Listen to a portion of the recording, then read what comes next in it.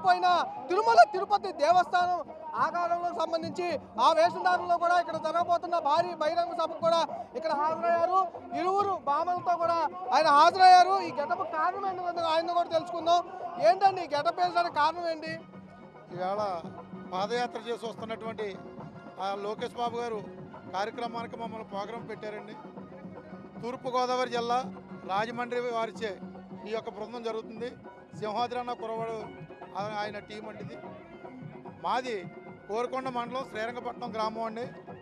నేను ఈ వేషధారణకి ఇందులోకి వచ్చానండి. ఈవేళ న్యాయం గెలవాలండి, ఈ ప్రభుత్వం రావాలని మనస్ఫూర్తిగా కోరుకుంటున్నామండి.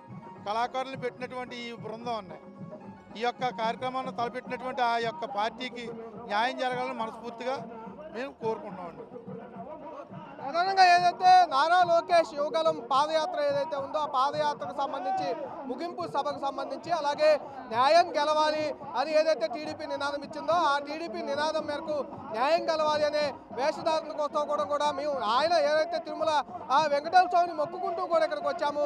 ఈ వేషధారణతో కూడా సభలో కూడా హాజరు కాబోతా ఉన్నామంటూ కూడా ఎవరైతే వేషధారణ ధరించిన వీళ్ళందరూ కూడా చెబుతున్న పరిస్థితి అయితే కనిపిస్తూ ఉంది. కెమెరామెన్ సాయితో మల్లికార్జున, బిగ్ టీవీ, సభా ప్రాంగణం నుంచి.